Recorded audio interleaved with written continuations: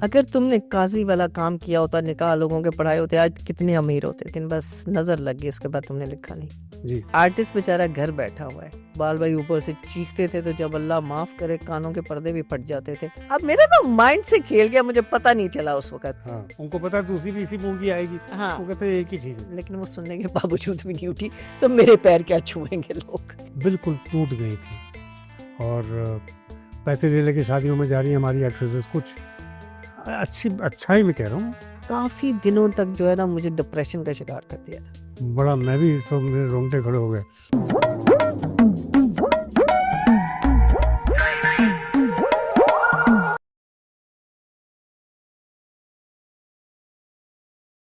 अस्सलाम वालेकुम ख़वातीन आज़ाद, अनफिल्टर्ड से खुशामदीद है आपको एक दफ़ा फिर। मेरा नाम वही फैसल काजी, नाम तो बदला जा नहीं सकता, वही है।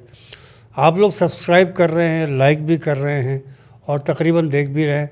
आपका बहुत बहुत शुक्रिया, क्योंकि ये टिकटॉक पे जब जाती है वीडियो, कुछ 46,000 पे जाती है, कोई 10,000 पे जाती है, कोई 20,000 पे, और एक तो 1.25 लाख पे पहुंच गई आपकी मोहब्बतों से, और उस पर कमेंट्स भी। खैर, ये बताने का मकसद ये है कि आप लोगों की मोहब्बत का बहुत बहुत शुक्रिया। कुछ लोग ऐसे होते हैं जो हमारे जहन व दिल पे नक्श हो जाते हैं। वो सिर्फ एक्टर नहीं होते, वो सिर्फ अपनी अदाकारी नहीं करते, बल्कि उन किरदारों को जो वो करते आते हैं या वो करते आ रहे होते हैं, उन किरदारों को हमारे जहनों पर नक्श कर देते हैं। ये उनकी अपने काम से इंतहाई इंसाफ की इंतहा होती है, अपने काम से मोहब्बत की इंतहा होती है। ऐसी ही एक शख्सियत हमारे साथ मौजूद हैं और मैं उनका बड़ा एहसानमंद ज़िंदगी भर रहूँगा और रहा हूँ माजी में भी, आज भी मैं एहसानमंद हूँ उनका कि वो उन्होंने जहमत की, बहुत जहमत की और मेरे लिए तशरीफ़ लाई वो। मैं इनका बहुत बहुत शुक्रगुज़ार हूँ। आपके हर दिल अज़ीज़ आर्टिस्ट हैं और ये वो फ़नकारा हैं कि जिनके साथ मैंने अपनी ज़िंदगी का बेस्ट टाइम इस काम में गुजारा है, शो बिज़नेस में। और इनसे किस किस की यादें वाबस्ता नहीं है इनके साथ, इनके ज़रिए। गज़ाला जावेद साहबा से ज़रा मुलाकात कीजिए। अस्सलाम वालेकुम। वालेकुम सलाम। मुझे तो लगता था कि मैं अब कहूँ कि अच्छा फिर खुदा हाफिज़, तुमने बोलना तो बंद करना ही नहीं है। तुम तो इंट्रो क्या करा रहे हो, तुम पूरा ख़ानदान की बातें भी लेके बैठ गए हो। मैं इसलिए बोल लिया कि मुझे फिर तो मौका मिलेगा नहीं। बस मौका क्या मतलब है, पहले मैंने इतना चुप करके बैठ गई, ये तुम्हारे ऊपर एक और एहसान कर दिया। यही तो तकलीफ हुई ना, ऐसे चुप बैठना पड़ा, एक्चुअली चुप बैठना पड़ा, ये इनका सबसे बड़ा मसला है। और मैं इसलिए बोल लिया कि मुझे चुप होना है फिर बाद में। जी। चुप फिर भी नहीं चुप हुए, फिर भी बीच में बोल पड़ेंगे।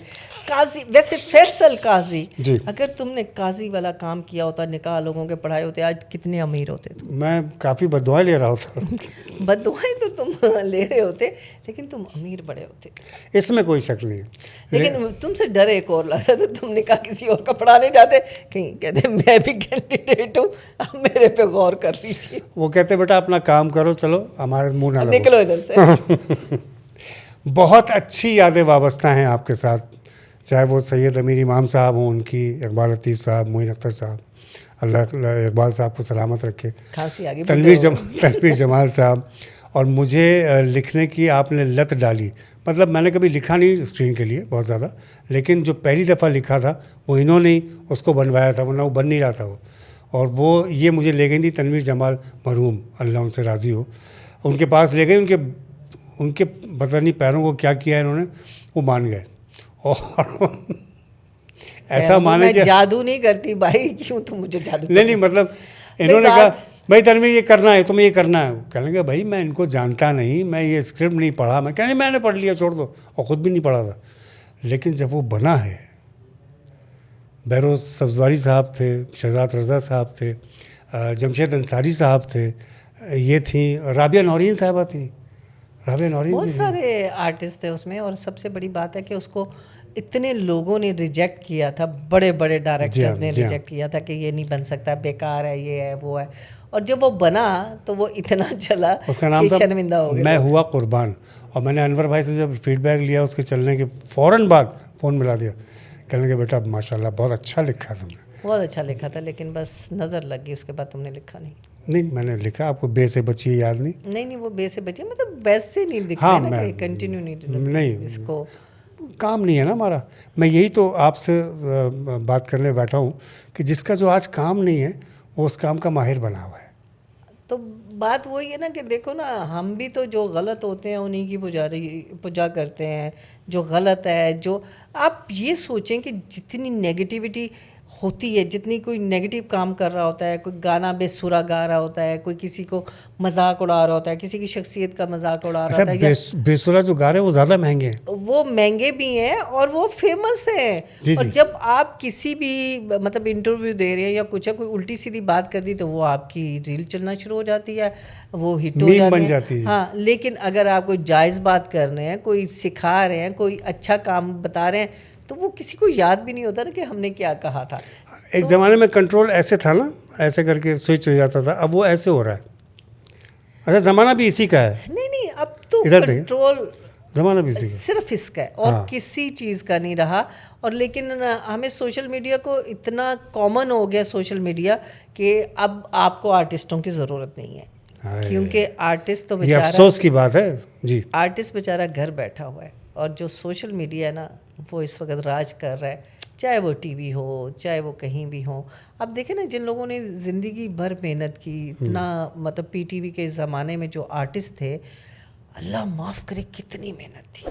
बहुत। मैं सोच मतलब अगर ये लोग देख लें जो ड्रामा देखते हैं या सीरियल देखते हैं, उस वक्त के ज़माने को अगर आप रिकॉर्ड करके दिखाएं कि ये लोग ये मेहनत करते थे, और मतलब कि खाने का होश नहीं है, पानी का होश नहीं है, लेकिन रेसल हो रही है, डांटें पड़ रही हैं, ये हो रहा है, और उसके बाद जाके तो एक सीरियल बनता था या एक प्ले बनता था।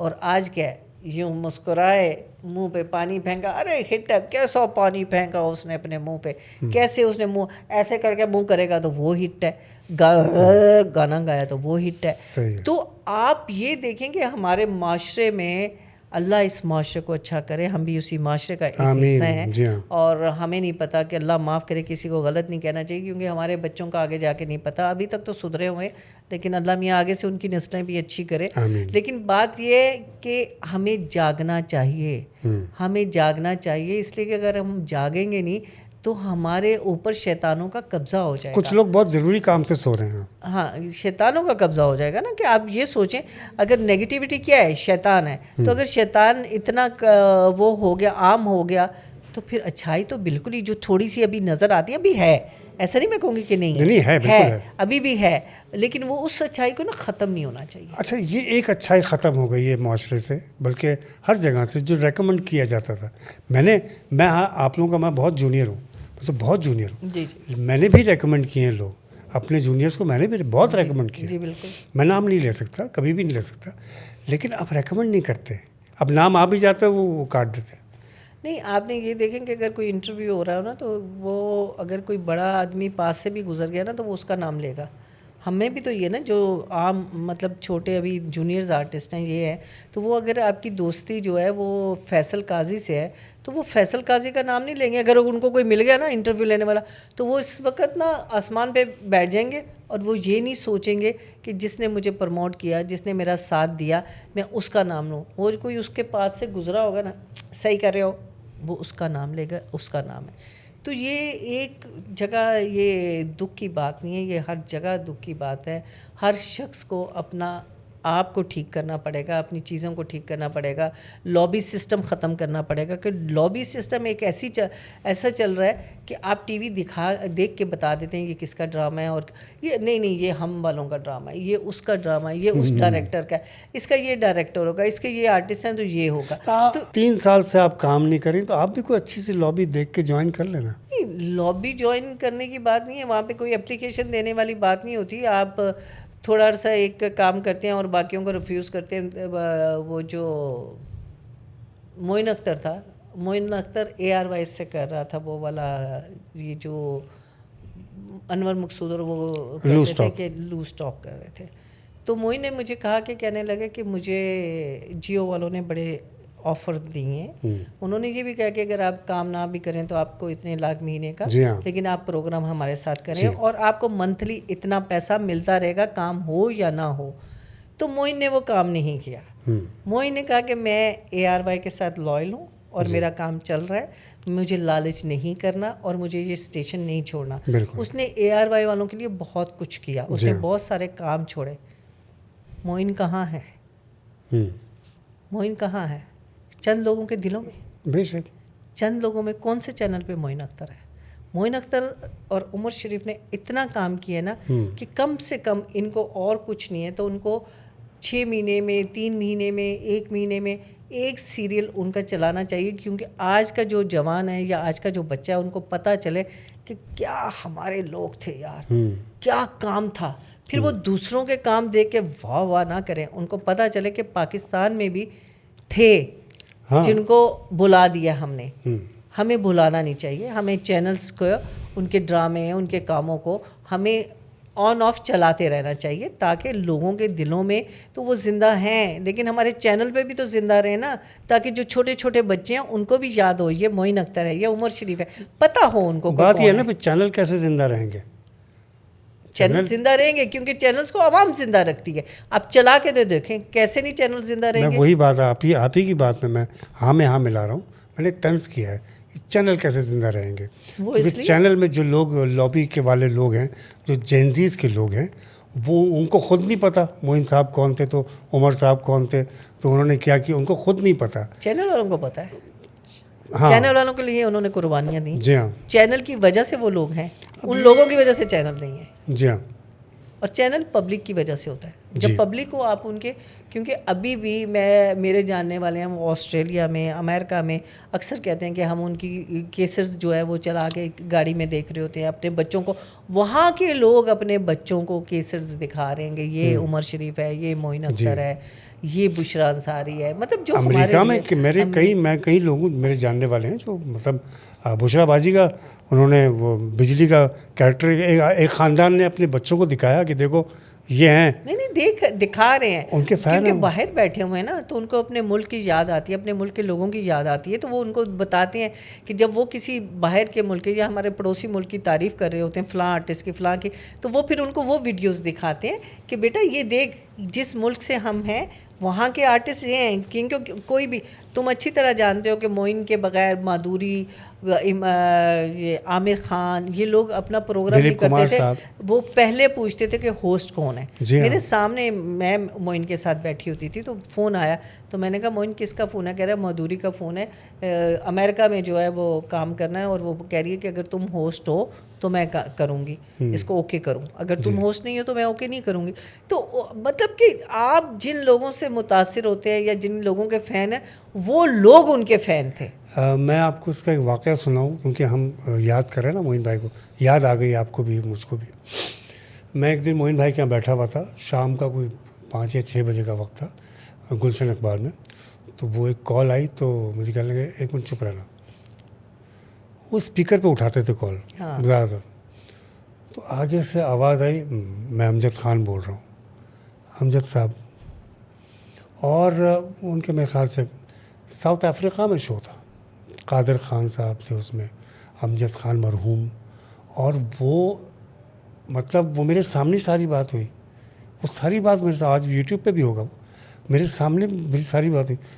तो मैं तो पहले तो यूँ ही रह गया ना कि ज़ाहिर है हमें पता था कि मोइन भाई दिलीप कुमार साहब के लिए वो कर चुके थे, कंडक्ट कर चुके थे, लेकिन हमने अपनी आंखों से देख लिया, कानों से सुन लिया।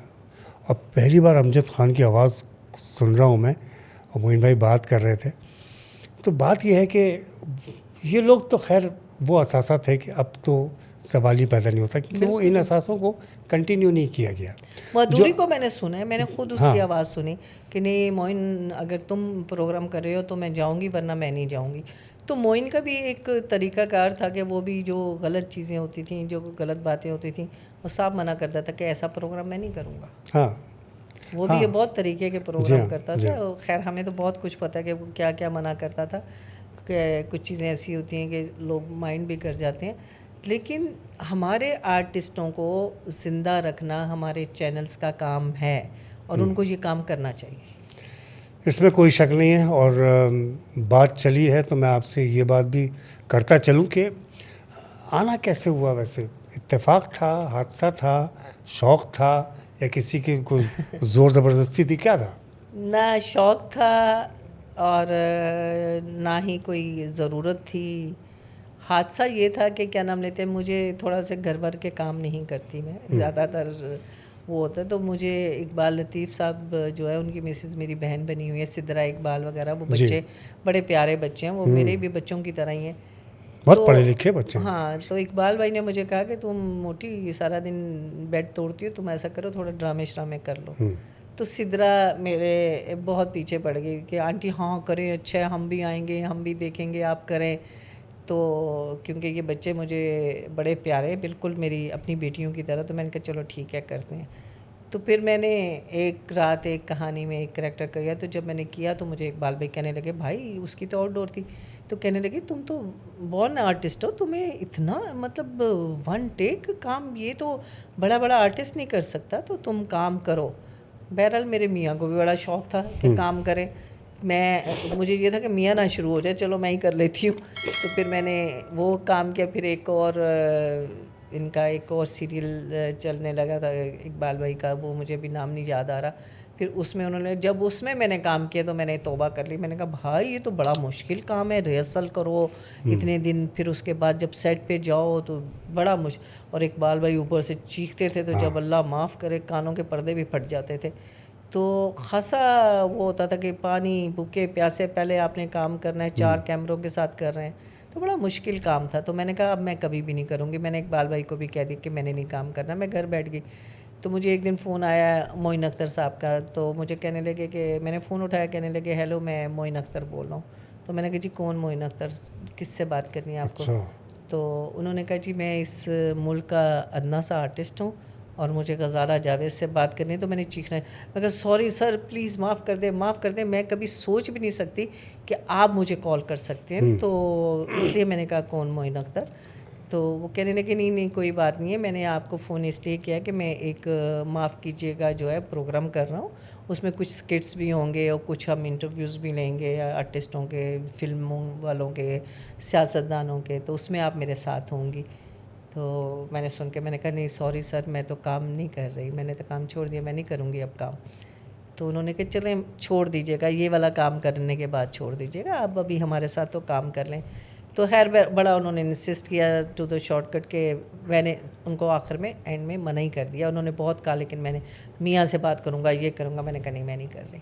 उन्होंने फ़ोन बंद कर दिया। उसके बाद थोड़ी देर बाद इकबाल भाई का फ़ोन आ गया, इकबाल लतीफ़ का। कहने लगे तुम मोटी पागल हो चुकी हो, तुम्हें मोइन अख्तर ने फ़ोन किया है, शायद ही दुनिया में किसी को उसने काम के लिए फ़ोन किया हो, तुम नखरे दिखा रही, तुम आर्टिस्ट बन गई, तुमने किया क्या है दुनिया में? वो मैंने जो कहा मोइन अख्तर शो चलता था, ये उसके लिए बात तो नहीं हो रही? माफ़ कीजिएगा क्या नाम से कि हाँ, शो उससे आया पहले था। हाँ, वो हाँ, स्किट्स तो के लिए। मैंने कहा क्या नाम, उसमें इंटरव्यूज़ भी थे, स्किट्स भी थे। तो मैंने कहा इकबाल भाई बड़ा मुश्किल काम है, मैं कहाँ से कर सकती हूँ? कहते कुछ नहीं होता।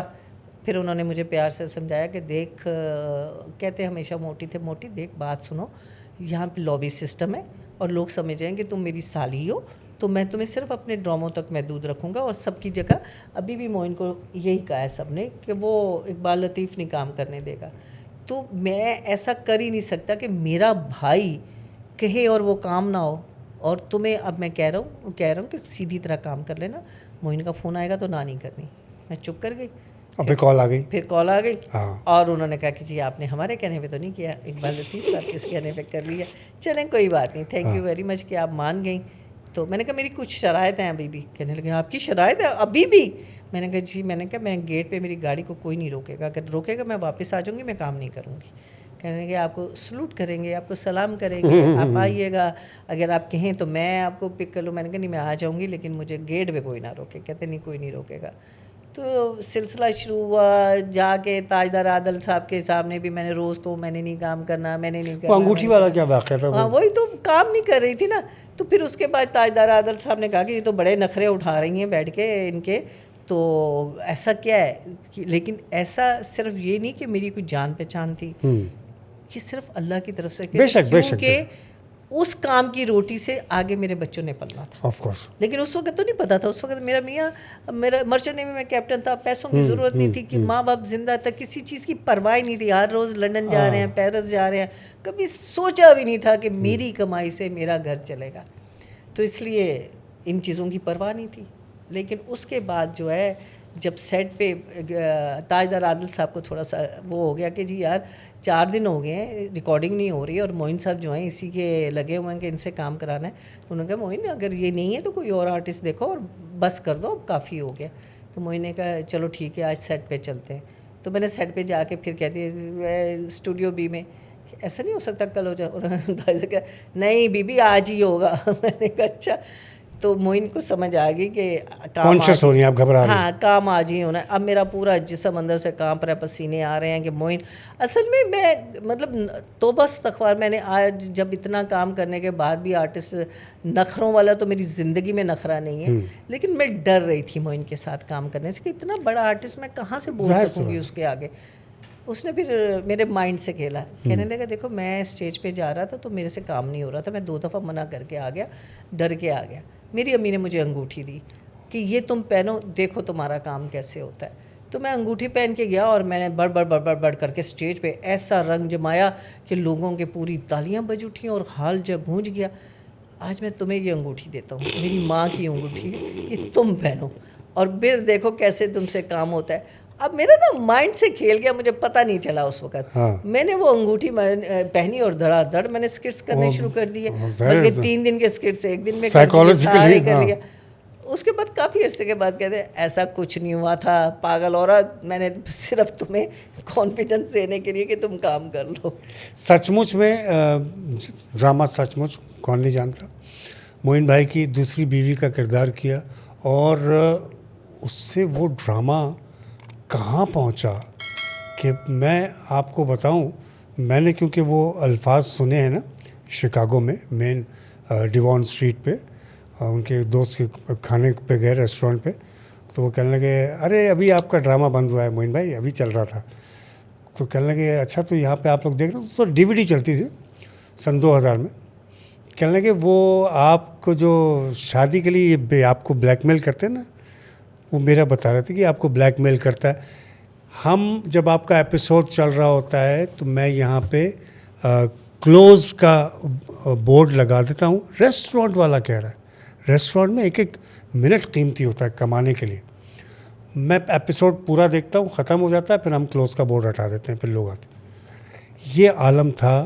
मैं तो उसके दूसरे एपिसोड से आया था खैर। लेकिन बहुत, मैं तो 4 के बाद आई थी, क्योंकि मैंने तो मना कर दिया था सचमुच को भी करने से, क्योंकि मैं इस्लामाबाद चली गई थी। उस पर भी मोइन अख्तर ने मेरे कान पकड़े और कहा कि वापस आओ, और मैं आई, बड़ी मुश्किल से वापस आई और ये काम स्टार्ट किया। हालांकि ये सीरियल कोई और ख़ातून कर रही थी और रिजवाना थी हमारी, शायद वो बाहर जा चुकी हैं, तो वो ये किरदार कर रही थी। और 4 दिन का ये जो है ना वो शूट भी हो चुका था। तो लेकिन वो रिजवाना और उनमें ना काफ़ी रिजेम्बलेंस थी शहनाज में ना। तो वो कहने लगे कि एक ही जैसी ख़वातीन के लिए 2 आदमी जो है 2 औरतों से शादी क्यों करेगा, कुछ तो थोड़ा मुख्तलिफ होना चाहिए ना। चाइना में दूसरी शादी क्यों नहीं करते, उनको पता है दूसरी भी इसी मुंह की आएगी। हाँ, वो कहते हैं एक ही ठीक है। तो उन्होंने कहा कि कम से कम कुछ डिफरेंट होना चाहिए, खातून थोड़ी डिफरेंट होनी चाहिए। तो फिर मोइन ने कहा कि ऐसा करते हैं गजाला जावेद को ले लेते हैं। हालांकि वो स्क्रिप्ट मेरा अयाज खान, जिस दिन मेरी अयाज खान से सीरियल थी, ऐसे नहीं ऐसे कर रही थी, तो लास्ट मेरी रिकॉर्डिंग थी और मैं बैठी हुई मेकअप रूम में सचमुच का स्क्रिप्ट पढ़ रही थी। तो अयाज ने यूँ करके मेरे हाथ से छीना और कहने लगा भाई हमारा सीरियल ख़त्म हो गया, हम आज से फारिग हैं और ये कल से जो है दूसरे शूट पे जा रहे हैं ये लोग ना, अमीर इमाम साहब लोग, ये उसका सीरियल है। तो मैंने कहा भाई मैं काम के लिए नहीं पढ़ी थी, मैं फारिग बैठी थी, मैंने कहा चलो देखूं, बड़ा अच्छा स्क्रिप्ट है, मैं पढ़ रही थी ना। तो कहता है बस अब दूर से देखना, टीवी पे बैठ के देखना कौन कौन काम कर रहा है, अच्छे स्क्रिप्ट को देखना।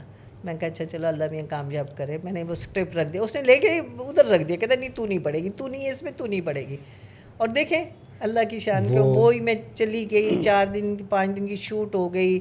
उसके बाद मुझे इस्लामाबाद से वापस बुलाया गया, मुझे रिप्लेस किया गया उनकी जगह, और फिर वो काम मैंने किया। और मेरी ज़िंदगी में जो सबसे ज़्यादा शोहरत मुझे 2 सीरियल से आज भी लोग पहचानते हैं। हालांकि मैंने 200 सीरियल कर चुकी हूँ, ड्रामे भी कर चुकी हूँ, उससे भी ज़्यादा कर चुकी हूँ।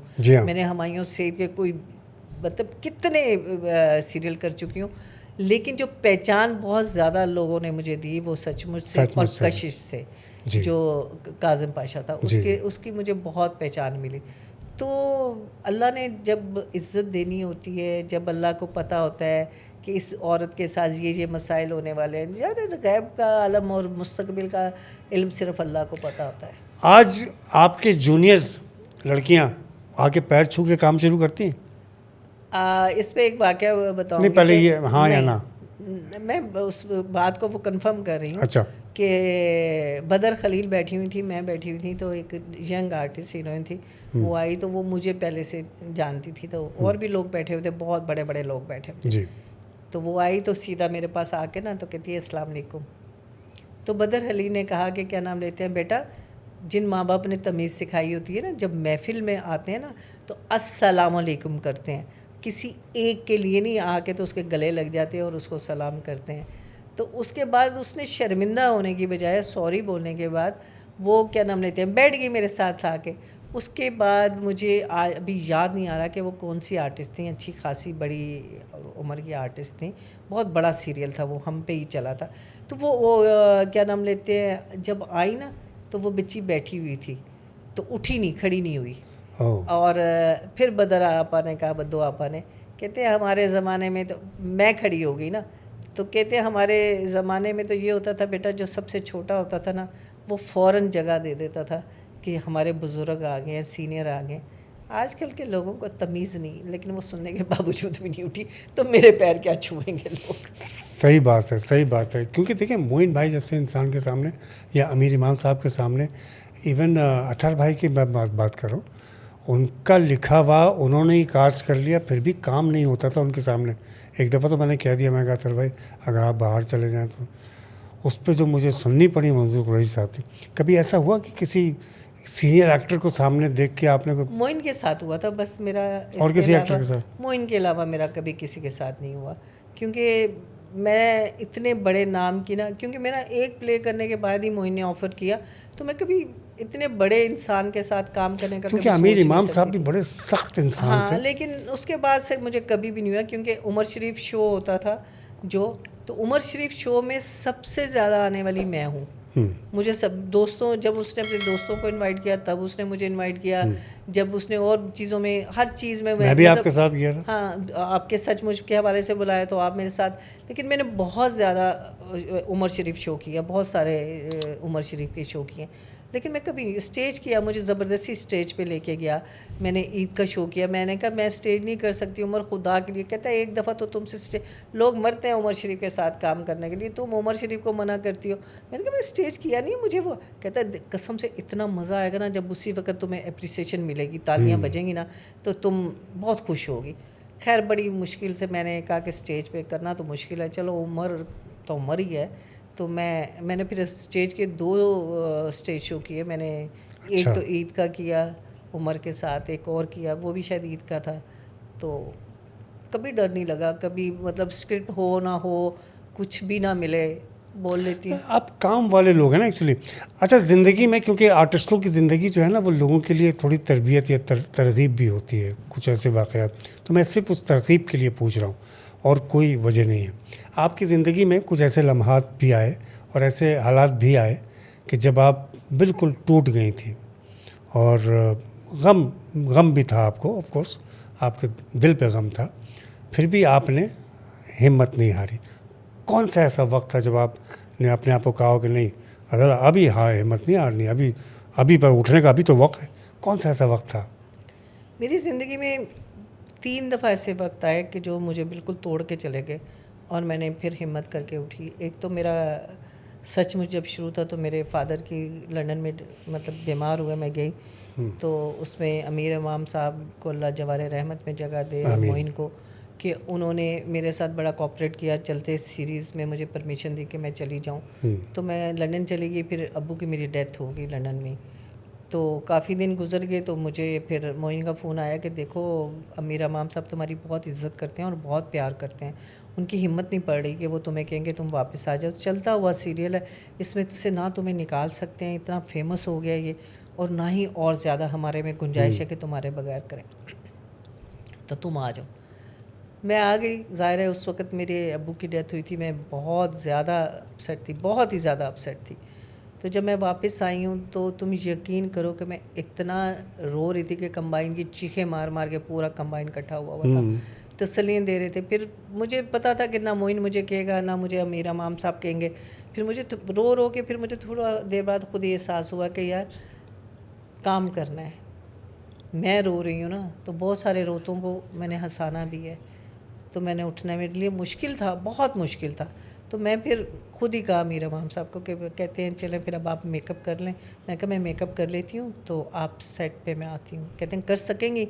मैं कहा जी इमाम साहब कर लूँगी। फिर मैंने अपने आप को मजबूत किया और जाके फिर तुम्हें पता ही है मोइन के साथ खड़ा जी होना, जी जी काम करना कोई आसान काम नहीं था। फिर मैंने वो किया। उसके बाद जब मेरे हस्बैंड की डेथ हुई तो उस वक्त भी मैं एक कॉमेडी सीरियल कर रही थी। तो महमूद अख्तर उसके डायरेक्टर थे। तो 3 दिन के बाद चौथे दिन मुझे महमूद साहब ने कहा कि हम मज़ीद जो है ना ब्रेक नहीं दे सकते, मेन में हो तुम तो तुम्हें आना पड़ेगा। तो 4 दिन के बाद मैंने हस्बैंड के डेथ के बाद वो काम किया। मैं उसमें दुल्हन बनना था, कॉमेडी था, लेकिन मैं मतलब रोती जा रही थी। उसमें मुझे ये नहीं समझ आ रही थी कि किस तरीके से मैं काम करूं। जब वो एक सीन था जब मैं डोली में बैठी हुई हूँ, तो वो डोली में जो रुखसती में मैं रोना था वो मैं ऐसे रो के फिर उसी को कॉमेडी में चेंज करना, बड़ा मतलब इस टाइप की चीज़ें थी। फिर जब मेरे दामाद की डेथ हुई तो फिर भी मेरे टूट गई। लेकिन अल्लाह मियाँ जो ऐसा होता है कि अल्लाह मियाँ मेरा ख्याल है कि आपको जब उसको पता होता है कि ये इंसान दुनिया में है तो सब, लेकिन उसके बावजूद इसने खुद करना है सब कुछ, तो अल्लाह मियाँ हिम्मत भी देता है, हौसला भी देता है। और मेरे जितने भी मेरे कोलीग्स हैं, मेरे अपने हैं, सब उन्होंने मुझे बड़ा हौसला दिया, बड़ी हिम्मत दी सब ने। जिनको लोग कहते भी हैं कि ये सही नहीं है, वो नहीं है, जब हम लोग दूर से लोगों के बारे में अपनी राय कायम कर लेते हैं तो वो बड़ी गलत होती है। जब तक आप उस चीज़ में जाते नहीं, आपको क्या पता कौन अच्छा इंसान है और कौन बुरा है। जी हाँ। टीवी पे बैठ के कोई गजाला को गाली भी दे देगा तो आपको नहीं पता कि मैं क्या हूँ, मैं अच्छी हूँ या मैं बुरी हूँ। लेकिन नहीं, अव्वल तो आपके लिए कभी किसी ने नहीं, मैं वैसे एक सवाल करती हूँ। मुझे एक क्या नाम लेते हैं, उमर शरीफ का एक प्रोग्राम हो रहा था इधर, ये जो बाग है, कौन सा कासिम है क्या, कौन सा बहुत बड़ा, कोई 4-5 हज़ार लोग आए हुए थे, बहुत दुनिया थी। तो स्टेज पे मुझे क्या नाम ले, मैं बैठी हुई थी, बाद में स्टेज पे बुलाना था। एक लड़की ना उधर बड़ी सिक्योरिटी वाइज बड़ा टाइप लोग थे तो इसलिए सिक्योरिटी बहुत थी। तो एक लड़की ना चीखे मार के रो रही है और अंदर आने की कोशिश कर रही है। तो वो कह रहे हैं कि क्या नाम लेते हैं, तुम नहीं बेटा जा सकते, मुझे एक दफ़ा जाने दे। तो साथ पता नहीं कौन बैठा हुआ था, मुझे अब याद नहीं था, उन्होंने हमायूं था या कौन था, तो उन्होंने कहा आने दो बच्ची को, देख लें बच्ची है। तो आई तो सीधा आके ना मेरे पैरों में पड़ गई, कहती अल्लाह के लिए आप मेरे अब्बू से शादी कर ले। मैंने अम्मी से भी इजाज़त ले ली है। मैंने कहा बेटा, मतलब कि लोगों का प्यार और लोगों की चीज़ें जो है ना, नहीं अब यहाँ रुकें थोड़ा सा। लोगों का प्यार नहीं, उनके अब्बू का प्यार, बच्ची अब्बू के लिए। नहीं, बच्ची को बहुत कहती बस मैं चाहती हूँ या तो आप मेरे घर आ जाए, मैं आपके घर आ जाऊँ, मैं आपको हर वक्त देखती रहूँ, आपका साया मुझ पे आ जाए। हाँ, मैं आपको देखती रहूँगी। मुझे आप इतनी अच्छी लगती है कि बस मैं कहती हूँ कि बस टीवी पे भी आपको देखूँ। कितनी बड़ी थी बच्ची? अच्छी खासी बच्ची थी, कोई होगी 15-16। 15 साल की बच्चा, कोई 15 साल की, इतनी नासमझी की बात तो करे। नासमझी की नहीं, तो वो उसके आंखों में आंसू थे, रो रही थी। एक दफ़ा कहती तो बेटा अब्बू को भी दिखाओ। अब्बू को दिखाओ? हाँ। मैंने इतने अब्बुओं को देख के आज तक कुछ नहीं किया, तो उसके अब्बू को देख के मैंने क्या करना, क्या तीर मारना था मैंने। फैंस की तो वो तो कहते हैं ना, वो बास मेरी फ्रेंड्स भी कहती हैं तूने तो शोबिस में आके शोबिस का नाम बदनाम कर दिया। नहीं, आपकी जो शख्सियत है ना वो मिसाली है, इसमें कोई शक नहीं है। आपके पीठ पीछे भी मैंने ये सुना है और हम खुद इसकी तकलीद करते हैं, तायीद करते हैं। बल्कि ख़वातीन हज़रात, बात ये है कि देखें, एक आर्टिस्ट जो है ना, हम एक सीन देखते हैं चलता हुआ, कहते हैं यार मज़ा नहीं आया, लेकिन उस सीन में कभी कभी पूरा दिन लगता है, 2 दिन लगते हैं एक सीन में, अटक जाए अगर ऐसे ही। आजकल तो खैर नहीं लगते, क्योंकि आजकल तो उनको टारगेट दिया जाता है कि जी आपने 20 सीन करने, अच्छे हैं बुरे हैं, बस कलवा सीन हो गया, चलो इसी की तो बात ही नहीं हो रही ना। हाँ, मैं तो लेकिन जिस वक्त हम काम करते थे उस वक्त मैं जब आती थी ना मैं घर पे, तो कह अम्मी मामा क्या हो गया आपको? मैंने कहा बेटा स्ट्रॉ से खून पिला के आई हूँ अपना, स्ट्रॉ से पीते हैं वैसे भी नहीं पीते। मैंने कहा इतना खून पिलाना पड़ता है। बख्तियार साहब के लिए आपने काम किया था? बख्तियार साहब का बहुत बड़ा नाम है। वैसे तो मेरे सारे फेमस डायरेक्टर जो बड़े बड़े डायरेक्टर हैं पीटीवी के, उनके मेरा ख्याल शायद ही कोई ऐसा डायरेक्टर हो जिसके साथ मैंने काम ना किया हो। मैंने सबके साथ नहीं, उनके साथ जो काम करने का जो बख्तियार साहब के साथ काम किया कि उनको बड़ा सख्त मशहूर है कि वो हंसते नहीं हैं बड़ा, तो हम लोग एबटाबाद गए थे, बहुत सारे आर्टिस्ट थे उसमें, बड़ा मारिया वास्ती भी, तो ज़ेबा बख्तियार भी, नबील भी, बहुत और भी बहुत लोगों सारे को artist सुनवाना थे। ये है कि एक सबाहत सीन बुखारी में भी। एक एक दो दो दिन भी लग जाते हैं, एक सीन अटक जाएगा। हाँ, तो वो मुझे ना बड़े अच्छे अच्छे सीन चले थे, मैं कहती थी शायद बख्तियार साहब को ना मेरे ऊपर कोई भरोसा नहीं है, ऐसे सीन कह देते हैं ओके ओके ओके, बाकियों को इतना डांटते हैं, मुझे नहीं डांटते, तो शायद मैं अच्छा काम नहीं करी। उन्होंने कहा दफ़ा कर दो इसको, साइड पे कर दो। तो एक सीन चल रहा था, तो उन्होंने मुझे कहा कि देखिए गजाला साहिबा, आपको ना ये है और ये शीशा है, इसमें से और इधर तक आके जैसे ही आप शीशा देखेंगे तो आपने डायलॉग बोला है, इधर से आपको इधर तक आने में इतने सेकंड लगने हैं और इतने सेकंड में। अरे भाई 20 रीटेक्स हो गई, वो टाइमिंग 20 रीटेक्स हो गई, वो टाइम मैच नहीं कर रहा, कभी तेज़ हो जाए कभी आहिस्ता हो जाए, उन्होंने टाइम में कंप्रोमाइज़ नहीं, इतनी देर में इधर आपको आना है। और आप सोचो कि जिस वक्त बंदा ज़्यादा कर ले और ना ओके हो रहा हो, बंदे की वैसी तबीयत ख़राब हो जाती है, बंदा डरना शुरू हो जाता है, कांपना शुरू हो जाता है। एंड में उन्होंने कहा कि ये अब डर गई हैं, ये इनसे काम नहीं होगा। कहने लगे बीबी आप जो है ना, बीबी नहीं कहते होते थे, हमेशा गजाला जी कहते थे, उस वक्त गुस्से में आ गए ना तो कहते बीबी आप ऐसा करें, आप अपने कमरे में जाएं, आराम करें, फिर मैं जब सारे सीन करूँगा एंड में आपका सीन करूँगा। और जिस वक्त फिर एंड में गया तो मैंने एक ही दफ़ा में कर लिया, लेकिन बड़ा मुश्किल काम था, बड़ा मुश्किल। पीटीवी तक और पीटीवी के डायरेक्टर्स तक जो है ना, ये बहुत मेहनत का काम हुआ करता, क्योंकि वो इसको ना अपना ऐसा समझते थे कि बस मर जाएं इसी के अंदर, हमने ये काम इतना अच्छा करना है। एक्चुअली उसमें ना आर्टिस्ट के साथ साथ डायरेक्टर भी इन्वॉल्व होता था, वही तो उन्हीं की इन्वॉल्वमेंट थी, तो हम काम करते थे ना, हमें तो उस वक्त भी अगर ना कहा जाता, तो हमें एडी पढ़वा रहा होता है सर सीन देख लें। नहीं, वो कहते हैं अरे आप छोड़े सीन को, क्या करना है, आप चल के बैठे ना, अब मैं बोलूँगा आपने पीछे बोलना है। तो वो काम जो है वो डायरेक्टर अपने ऐसे ले लेता था कि जैसे वो उसके बच्चे भी वही हैं, उसका घर भी वही है, और उसने उसको बिल्कुल मेंटेन करके और बड़ा उससे चलाना है इस घर को। हालांकि कॉपी हम बॉलीवुड को करते हैं, मतलब वहाँ की ख़वातीन एक्ट्रेस की तरह पैसे ले लेके शादियों में जा रही हैं हमारी एक्ट्रेसेस कुछ, लेकिन एक्टिंग नहीं सीखने को तैयार। हाँ, एक्टिंग सीखने को तैयार। आपने सुना है ये शादियों में पैसे लेके जा रहे भाई हैं? मैंने सुना है, लेकिन मैंने कंफर्म नहीं किया। मैंने किया है। मुझे किसी ने कहा कि मैंने किसी से कहा कि कोई किसी को इंटरव्यू देना था, कुछ करना था, तो मैंने कहा यार वो उसको कर देना, उसने मुझे कहा था। तो कहने लगे कि भाई यहाँ पे तुम इंटरव्यू की बात कर रही हो, यहाँ पे शादी पे जाने के पैसे लेते हैं, इंटरव्यू ऐसे ही दे देंगे। अच्छा, मैंने जिनसे पूछा ना, कहने लगे तुम कहाँ रहते हो? मैंने कहा क्यों? अबे ये आज की बात है कोई? तो मतलब 3-4 साल से हो रहा है माशाल्लाह, मतलब काफ़ी अरसे से काफ़ी पैसे कमा चुके हैं, इतनी तो शादियाँ नहीं हो रही। अच्छा, क्या फ़र्क है कोई आज के डेब्यू होने करने वाले एक्टर में और आज से 10 साल पहले भी या 20 साल पहले भी, बहुत पीछे नहीं जाते, 20 साल पहले डेब्यू करने वाले एक्टर में क्या फ़र्क है? कहाँ पे आके फ़र्क आप महसूस करते हैं? यार मैं तो मुझे तो सिर्फ एक फ़र्क बहुत वाज़िया ये नज़र आता है कि जो पहले के डायरेक्टर थे ना, उनकी आंख भी बड़ी तेज़ थी।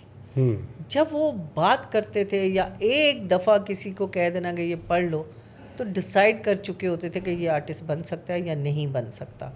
उस वक़्त उनका अपने दिमाग में वो चीज़ डिसाइड कर लेते थे। बाद में चाहे उसको आप अच्छा खासा उसे काम करवाएं, मेहनत करवाएं, या उसको कहें भाई तुम जा ये करके आना वो करके आना, लेकिन उन्होंने अपना फ़ैसला अपने दिल को सुना चुके होते थे। आजकल आपको कौन बुलाता है, आप मुझे बताएं?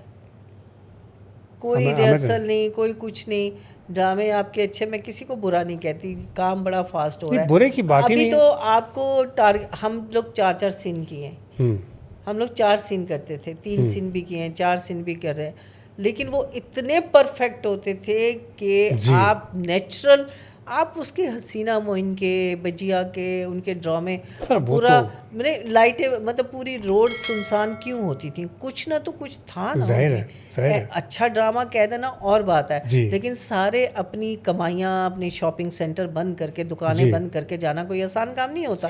सब लोग बंद कर देते थे कि नहीं भी इतने बजे फलान ड्रामा आना है, इतने बजे फलान आना है, तो लोग अपने घरों के खाने पहले बना लेते थे। अब वो ज़माना नहीं है।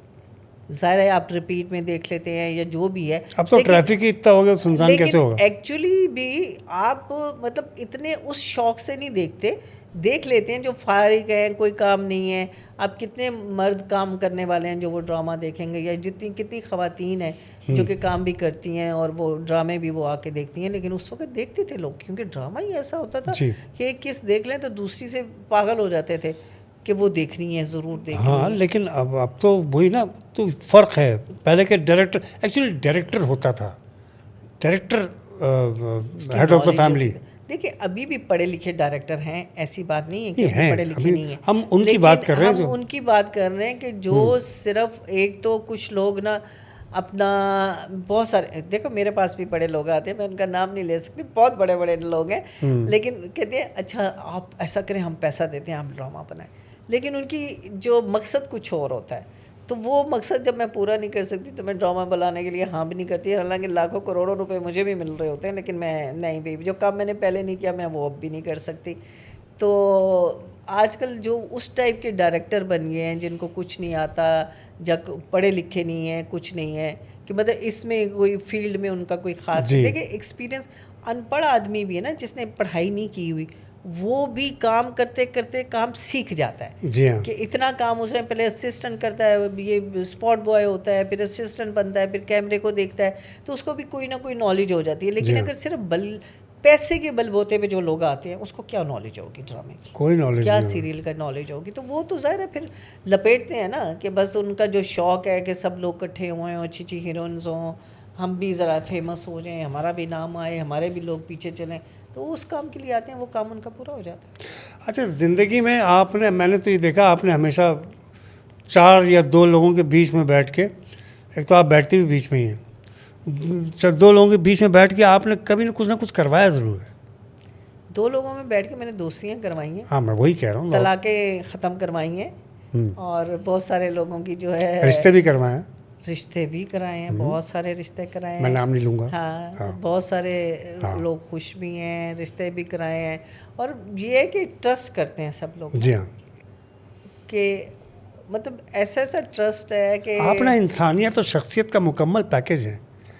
अच्छाई में कह रहा हूँ मैं, वो कंप्लीट पैकेज। रिश्ता भी करवा लो इनसे, एक्टिंग भी करवा लो इनसे मशवरा भी ले लो इनसे सब। हाँ, मशवरे तो सुबह से लेकर रात तक चलते है ना, इंटरनेशनल मशवरे चलते हैं। अच्छा देखिए आप मतलब देखिए, आप जब किसी को मशवरा देते हैं तो उसमें भी आप हर चीज़ में ना, अगर आप इस चीज़ को देखें, लोग कहेंगे कि जी बहुत अल्लाह और वो करते हैं, ये बातें नहीं होती। देखें अगर आपने मुझे कुछ बात कह दी या कुछ भी कह दिया कि कोई अपने घर की बात डिस्कस की या अपनी फैमिली की किसी की मैंने दोस्ती करा दी तलाक में, तो वो मेरे पास अमानत है। अगर मैंने उसमें ख़यानत की तो उतना ही गुनाह है कि किसी के मैंने पैसों में ख़यानत करी, बातों की भी ख़यानत जो है वो गुनाह है। तो आप जब लोग आप पे ट्रस्ट उसी वक्त करते हैं कि उनको भी पता होता है कि ये खातून में एक तो इतनी अल्लाह मियाँ ने इतनी पावर दी है कि दूसरा बंदा ये बात मानता है, अल्लाह ही ने रखा। हाँ, दूसरा इंसान इसकी बात मान लेगा, तो वो लोग आएंगे। तो सबसे बड़ी बात है कि मैं उन लोगों को सलाम करती हूँ और बहुत सारी दुआएं देती हूँ कि जो मेरा मान रखते हैं, जिनको मैं मतलब मारती भी हूँ, डांटती भी हूँ कि तुमने अपनी बीवी के साथ ये बुरा सलूक क्यों किया या ऐसा क्यों किया, तो वो मानते हैं और माफ़ी भी मांगते हैं। और उसके बाद कमिटमेंट के बाद कभी वो बात करते भी नहीं है। सबसे अच्छी बात कि जिस बात पे नाराज़गी हुई होती है वो दोबारा कभी उनकी ज़िंदगी में नहीं होती। तो मेरे अल्लाह की बड़ी मेहरबानी है कि लोग मेरी बात सुनते भी हैं, मानते भी हैं। हमारे शोबिज़ के लोगों को लोग अच्छा नहीं समझते, लेकिन मेरे शोबिज़ के लोग जो हैं वो मेरी फैमिली है, उनकी इज़्ज़त मेरी इज़्ज़त है। बिल्कुल। जब मैं अपने लोगों की इज़्ज़त नहीं कर सकूँगी तो बाहर के, मैं कभी भी किसी भी लड़की की बात हो या लड़के की बात हो, तो जो मेरी इमीडिएट फैमिली होती है बाहर, मतलब कि मेरे अगर हस्बैंड भी, जैसे समीना की और हुमायूं सैद की शुरू में क्या नाम लेते हैं, बहुत ज़्यादा आना जाना होता था। तो कोई बात होती थी तो जावेद मुझे कहते थे यार ये अखबार में ये चीज़ आई है, टीवी में ये आया, तुम मुझे क्यों नहीं बताती, तुम्हें तो 24 घंटे हुमायूं के साथ बात करनी होती है और समीना के साथ और उनके साथ। तो मुझे ये था कि इनको मैं क्यों बात कराऊँ, इनका क्या लेना देना उन लोगों से। ना तो ये उनके काम आ सकते हैं, ना उनका कोई मसला हल कर सकते हैं, ना ही मतलब कोई रिलेशन नहीं है। तो उनके कोई अच्छी, मतलब अगर दुनिया ने कोई बात कह दी या किसी अखबार में आ गई तो वो उनकी मर्ज़ी है ना, लेकिन मेरे मुंह से तो नहीं निकलनी चाहिए ना। क्या अच्छी बात है ये, मुझे लग ही रहा है एक औरत बोल रही है। औरतें कहाँ इतना रह पाती। नहीं, ये बात नहीं है, और नहीं, मत की मैं बात नहीं है। सच बात कह रहा हूँ। जो अल्लाह से डरता है वो, जिसने एक ज़्यादातर चलें यूँ कहें। देख जिसको ये पता है ना कि जो किसी की इज्जत की बात है, जी जो किसी के लिए अगर मैं मुंह खोलूंगी तो उसके लिए ये बुराई बन सकती जी। है, बाहर से बनती रहे, वो अपने मुंह से 10 लोगों को बता दें। लेकिन आपने अमानत में खयानत नहीं की।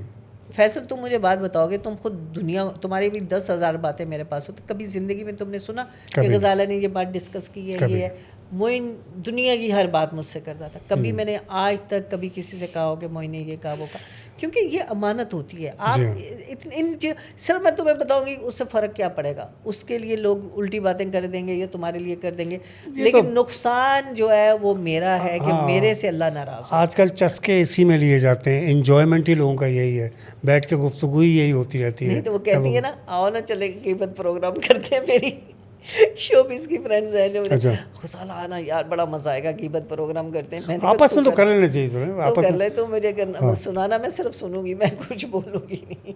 कौन सा किरदार करने में आपको बहुत मज़ा आया, जो ज़िंदगी में आपको, या मज़ा यूँ कह लें कि या कोई किरदार ऐसा रहा कि जिसने कभी नक्श छोड़ दिया हो जहन पे, कि रात को भी ख्याल उसी का है, दिन में भी उसी का ख्याल? हाँ, मतलब ऐसा कुछ एक मैंने प्ले किया था, ऐसा हुआ?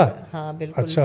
एक शहजाद रज़ा के साथ मैंने प्ले किया था, और वो प्ले था, क्या नाम लेते हैं, मतलब सच्ची कहानी थी। अच्छा। वो न्यू कराची में एक खातून थी और उसके साथ ये हुआ था। तो वो न्यू कराची में वो खातून की लव मैरिज हुई थी, उसने अपने घर वालों को छोड़ के लव मैरिज की थी। तो लव मैरिज करने के बाद कुछ अर्सा तो उनका 3 बच्चे हो गए, उसके बाद उनका काम सही चलता रहा। फिर उसके बाद जब उसके मियाँ को ना थोड़ा बाहर जाने का चक्कर पड़ गया, फिर किसी और औरत के साथ इन्वॉल्व हो गए। जब उसको कंफर्म हो गया कि मेरा मियाँ दूसरी मतलब गलत औरतों के पास जाता है और ये होता है, तो उसने फैसला कर लिया कि मैं अपने आप को भी मार दूंगी और तीनों बच्चों को भी मार दूंगी। तो उसने अपने तीनों बच्चों को बेहोश कर दिया, सोए हुए थे वो, तो उनकी गर्दनें काट दी। और उसके बाद जब उनकी गर्दनें काटी ना, ये रोल आपका था? मेरा था। तो जब उनकी गर्दनें काटी ना, उसके बाद उसने अपने आप को मारना था, लेकिन वो उनकी गर्दनें काटने के बाद बेहोश हो गई। और मैं सचमुच बेहोश हुई थी, ये नहीं कि मैं प्ले में बेहोश हुई थी, मैं बेहोश हो गई थी। क्योंकि उन्होंने जब कट कहा तो मैं उठी नहीं, तो उनको पता चला कि ये वो ड्रामा नहीं हो रहा, ये तो गई बाजी, उन्होंने मरवर तो नहीं गई। तो सारा सेट जो है वो एकदम आ गया। कोई पानी वो छींटे मार रहा है, कोई कुछ कह रहा है, आपा आपा उठें, आपा उठें, ये ड्रामा था, आपा ड्रामा था, उठें उठें। थोड़ी देर के बाद मुझे होश आती है, तो मैंने चीखें मार के रोना शुरू कर दिया। मेरा इतना बुरा हाल हुआ कि बड़ी मुश्किल से वो वाला सीन जो है वो ख़त्म। खैर बहरहाल वो औरत उसको मार देती है, उसके बाद वो जेल चली जाती है, मियाँ उधर ख्वार हो जाता है। लेकिन ये बिल्कुल सच्ची कहानी थी, आपके जहन पे रह गया। और वो मैं कितने दिन रात को उठ के रोती थी, अपने बच्चों को देखती थी, मेरे बच्चों को कुछ हुआ तो नहीं है। उस ड्रामे ने ना मुझे काफ़ी दिनों तक जो है ना मुझे डिप्रेशन का शिकार कर दिया था। बड़ा, मैं भी सब मेरे रोंगटे खड़े हो गए। अच्छा, ये हो रहा है आजकल। हाँ, ये तो खैर, हाँ, ये एक मर्ज है, एक तरह का बीमारी है। बस कर दे।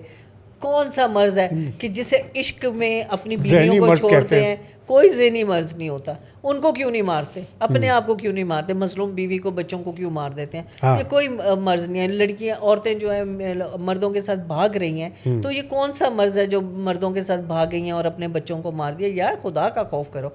ये सिर्फ जहालत है और कुछ नहीं है। ये जो तौबा इस्तग़फ़ार हैवानियत है। कहते हैं ना कि अल्लाह मियाँ ने सबसे ज़्यादा अकल जो है, क्या फ़र्क है जानवर व इंसान में? इंसान अक्लमंद है, जानवर अक्लमंद नहीं है। तो ये अकल तो इतनी जानवर में भी होती है, वो भी नहीं मारता अपने बच्चे को। अच्छा, आर्टिस्टों के लिए मैं ऐसे पूछ रहा हूँ, इसमें आपका हमारा आपका कोई वास्ता नहीं है, लेकिन इंसानियत से तो वास्ता है। किस तरह से आर्टिस्ट खुशहाल रहे, और एक जैसे एक सरकारी मुलाजिम रिटायरमेंट के बाद की ज़िंदगी जीता है, क्या ऐसा आर्टिस्टों के लिए मुमकिन नहीं? ऐसे पूछ रहा हूँ। ये हमारे आर्टिस्ट तो जो है जब स्क्रीन पे आते हैं, तो जितने हमारे जो बड़े बड़े वुज़रा हैं, उनके घरों के फंक्शंस में उनको इनवाइट किया जाता है, उनको बड़ा मतलब ऑनर समझते हैं कि जी फ़लाँ आर्टिस्ट भी आया था, फ़लाँ आर्टिस्ट भी आया था। लेकिन वही आर्टिस्ट जब थोड़े दिनों के लिए स्क्रीन से आउट हो जाता है, वो बीमार हो जाता है, तो उसको कोई पूछता नहीं। तुमने बड़ा अच्छा सवाल कर दिया कि मैं इस वक्त वैसे ही बड़ी तकलीफ़ में बैठी हुई हूँ कि हमारे आर्टिस्ट हैं शहजाद अली ख़ान साहब, जिन्होंने फ़िल्मों में काम किया, जिन्होंने ड्रामों में काम किया, वो आज इतने बुरे हाल में हैं कि मैं तुम्हें बता नहीं सकती कि वो बोल नहीं सकते, उनको फालिज हो चुका है, उनका घर किराए पे है, उनकी बच्चे नहीं हैं।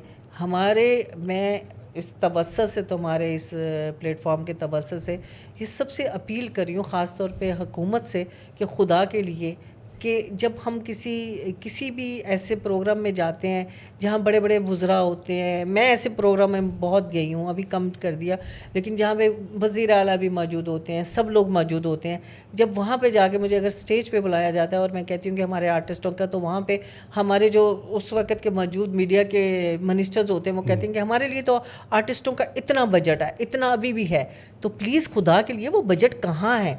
हमारे आर्टिस्ट मर रहे हैं, गुर्बत से मर रहे हैं, इलाज से मर रहे हैं।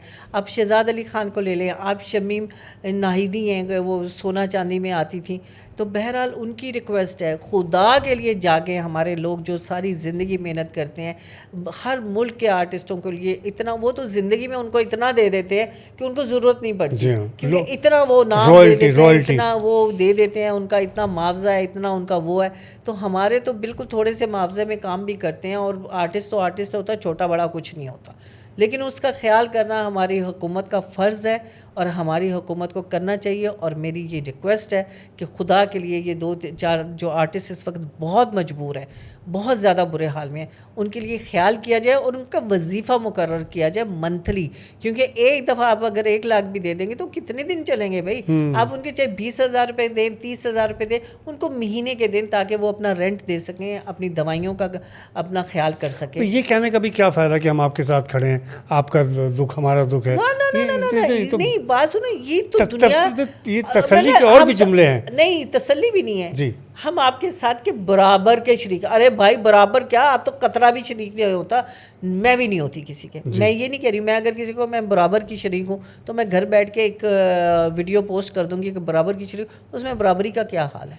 जिनके ऊपर बीत रही है उनके पास जाके पूछे, चाहे वो सियासतदान हो चाहे आर्टिस्ट हो, कोई किसी के बराबर का शरीक नहीं होता। और जो बराबर के शरीक होते हैं ना, वो टीवी पे या वीडियो बना के अपलोड नहीं करते कि हम बराबर के शरीक हैं, वो उनके घर जाके ना उनके साथ खड़े होते हैं और उनका काम करते हैं। इसमें कोई शक नहीं। देखिए, कौमी असासे जो होते हैं ना, ये कौमी असासा हैं, और इन जैसे अभी बहुत सारे, अल्लाह उनको सलामत रखे, और जो नहीं रहे वो जाहिर सी बात है वो भी इसी वजह से नहीं रहे। कौमी असासे जो है ना, बड़ी मुश्किल से बनते हैं सर। ज़ाती असासे तो इंसान एक दफ़ा चला जाता है फिर बना लेता है इंसान, कौमी असासे नहीं बनते। कौमी असासे सिर्फ कौम के नहीं होते, वो आपके भी होते हैं, क्योंकि वो मुल्क के लिए काम करते हैं, पूरी पूरी ज़िंदगियाँ लग जाती हैं। तो इसमें कोई शक नहीं है कि आपने बहुत किया होगा, लेकिन इस वक्त ज़रूरत है इस बात की, हज़रत साहबा ने फरमाया कि वजीफ़ा मुकर्रर करें, वन टाइम से कुछ नहीं होगा। जी नहीं, माशाल्लाह से हमारे आर्टिस्ट जो हैं बहुत अच्छे, वेल ऑफ हैं, मेजॉरिटी वेल ऑफ हैं, बहुत अच्छे मैं हैं। उनकी बात कर रहा हूँ। मैं वही तो कह रही हूँ ना कि आपको हर किसी को देने के, आप मुझे गजाला जावेद को वजीफ़ा मुकर्रर करने के लिए नहीं मैं कह रही, अल्लाह का शुक्र है मैं खाना खा रही हूँ, इज़्ज़त से रह रही हूँ। मैं उन लोगों के लिए कह रही हूँ, वो भी इज़्ज़त से रहें, वो भी, अल्लाह उन्होंने पूरी ज़िंदगी इज़्ज़त से गुजारी है, अब भी उनको इज़्ज़त से रहना चाहिए, क्योंकि वो हमारी रिस्पॉन्सिबिलिटी है, इस मुल्क की रिस्पॉन्सिबिलिटी है। इस जो हमारे आला हज़रात हैं, जिनको आला कहा जाता है, वो आला उस वक्त बनेंगे जब उनके काम आएंगे, और अच्छे काम करेंगे तो आला होंगे, अदरवाइज आला क्या होता है? जी हाँ, आला तो छोड़े ना, फिर क्या है? नहीं, तो आला बनना चाहिए ना, अगर आपको आला का नाम दिया गया तो आप आला बने, क्योंकि आप मतलब आप लोग लाखों रुपए अपने खानों पे, अपनी चीज़ों पे खर्च करते हैं। आप एक इंसान को 30,000 रुपये मंथली देना आप लोगों के लिए कितना आसान है, आप दें ना, कुछ भी नहीं है। लेकिन हम लोग जब बात करते हैं ना तो कहते हैं आप दे लें। अरे भाई, हम दे सकते हैं, आपको क्या पता हमने किन लोगों को दे रहे हैं या नहीं दे रहे, हमें बताने की ज़रूरत नहीं है, लेकिन ये अल्लाह का और आपका मामला है, और आप भी अल्लाह का और अपना मामला बना के उन लोगों को मदद करें। चलें, आखिर में मैं एक घरेलू सवाल कर लूँ आपसे, मेरा दिल बड़ा चाह रहा है। आपकी बेटियाँ बहुएँ बन गई माशाल्लाह, अल्लाह आबाद रखे, आप कैसी बहू लाना चाहेंगी? मैं टिपिकल माँ वाला जवाब दीजिएगा। हाँ, मैं तो देखो, मैं मुकाफ़ात अमल पे यकीन करती हूँ कि आपने जो बोया है वो आप काटें। मैं चाहती हूँ कि अल्लाह मियाँ, जैसे मैंने अपने ससुराल वालों के लिए किया, ठीक है, जो मैंने अपनी बेटियों को तरबियत दी कि वो अपने ससुराल वाले के लिए करे, बिल्कुल मुझे वैसी ही बहू चाहिए। जो कुछ हमने किया वो हमारे आगे आए। बेटा पसंद करेगा, आप भी पसंद जो करेंगे। भी हम पसंद करें, नहीं, मैं कह रहा हूँ आप कर हमारे लिए लीजिएगा, जैसे हो। आप भी कर लीजिएगा।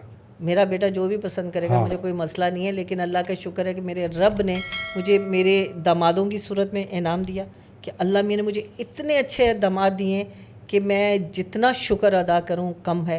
और कहते हैं कि दामाद तो अगर अच्छे भी हैं तो मतलब कोई बात नहीं है, लेकिन जो दामादों की फैमिलियां मुझे अल्लाह ने दी हैं ना, वो मेरी फैमिलियां दी हैं। वो मेरी समदन है, वो मेरी समदन नहीं है, वो मेरी बहन है।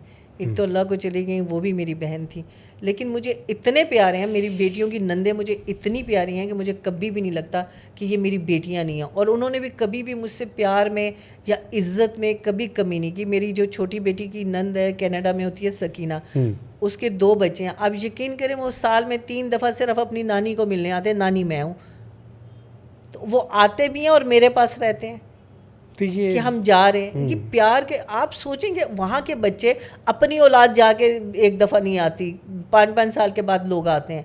और वो बच्चे, इतनी सी छुट्टियाँ होती हैं और उधर एक हंगामा होता है कि नहीं हमें 8 दिन के लिए भेज दें, लेकिन हमें पाकिस्तान भेज दें, हमें नानी के पास भेज दें, हमारे वो मेरी बच्चियों के बच्चों के साथ अटैच हैं, उनके पास भेज दें। और जितने दिन इधर रहेंगे, नाना उनका अल्लाह मियाँ उनको ज़िंदगी सेहत तंदुरुस्ती दे, अल्लाह ताला उनका साया सलामत रखे मेरी बेटी पे। मेरी बेटी के जो ससुर हैं तो वो उधर रहेंगे नहीं, जाएंगे मिल के आ जाएंगे। रहना उन्होंने नानी के घर में है, क्योंकि उनको नानी के घर मज़ा आता है। तो मैं नानी हूँ अपनी बेटियों के ससुराल वालों की, बच्चों की भी। और मेरे वो बेटियाँ मेरी बेटियाँ हैं, और ये बहुत बड़ा इनाम है। इसमें कोई शक जो नहीं। मैंने अच्छाइयाँ की हैं ना, अल्लाह ने वो इनाम मुझे मेरे दामादों को और उनकी फैमिलियों की सूरत में मुझे दे दिया, और मैं उसकी शुक्रगुज़ार हूँ। अल्लाह करे अब मेरे बेटे की भी फैमिली बिल्कुल वैसी हो जैसी मेरे मतलब बेटियों के ससुराल है। खुदा करे मेरे बेटा का ससुराल भी आमीन आमीन। बस में पहले नानियाँ भी तो होती थी ना, जो थोड़ा लगती थी कि नानी, दादी लगती थी, दादी दादी है हमारी, तो आदमी झुक के मिलता था। अब तो दौर तेज़ है, जल्दी जल्दी बच्चों की शादियाँ हो तो अम्मियाँ कहीं दादी हैं ये, तो वो यकीन नहीं करते लोग। हाँ जाहिर है, अब तो और भी जितनी छोटी उम्र में शादी होगी। मेरी 18 साल में शादी हुई थी, मेरी बेटी मुझसे 18 साल छोटी है, उसका भाई उससे 18 साल छोटा है, तो फिर आपको लगेंगे ही ना वो। बहुत मज़ा आया होगा आपको ये बातचीत सुन के, क्योंकि ये बातचीत इंटरव्यू नहीं था, ये बातचीत ही थी। और इसमें मैंने इसलिए इनसे ज़्यादातर ऐसी बात की कि जिसमें इनसे आपको सुनने को ना मिले, सीखने को ही मिले। और मैंने वो बात पहुंचा दी जो आपके हर दिल अजीज़ आर्टिस्ट से आपको पहुंचनी चाहिए, आप सुनना चाहते हैं। आपका बहुत बहुत शुक्रिया, आप तशरीफ़ लाए। और मैं चाहती हूँ कि फैसल को प्रमोट किया जाए, इस ब्रॉडकास्ट को जो है वो आप लोग सब्सक्राइब करें, ज़्यादा से ज़्यादा फॉलो करें। ये कह रहे हैं कि 1 लाख 2 लाख, तो मेरी दुआ है और मेरी रिक्वेस्ट भी है, तो 10 लाख 1 करोड़ तक तुम्हारे जो है ये व्यूअरशिप जाए और तुम्हारे फैंस बने। मेरी दुआएं तुम्हारे साथ हैं। और मेरी व्यूअर से भी रिक्वेस्ट है कि प्लीज़ ज़्यादा से ज़्यादा फॉलो करें। बहुत अच्छा इंसान है। Thank you. खुश रहिए, मेरा मुल्क सलामत रहे, आप लोग भी सलामत रहिए, खुश रहिए। एक बात बताऊँ मैं आपको चलते चलते, ये पॉडकास्ट जब हम शूट कर रहे थे तो इसकी ऑडियो में एक वायरस आ गया और हमने कोई 50 मिनट की पॉडकास्ट रिकॉर्ड कर दी। ये हमने दोबारा की है। यकीन कीजिए, मुझे नहीं लगा कि मैं दोबारा कर रहा हूँ। और ये इनका बड़ापन है कि इन्होंने मुंह भी नहीं बनाया कि अरे दोबारा करोगे, नो, इन्होंने वैसी ही बात, बल्कि उससे अच्छा मुझे इन्होंने रिस्पॉन्ड किया। और यकीन कीजिए, मेरी बात पे यकीन कर लीजिए, पहली वाली आपने नहीं देखी, ये उससे अच्छी हुई है। आपकी तवज्जो का बहुत बहुत शुक्रिया। पाकिस्तान पाइंदाबाद। अस्सलाम वालेकुम।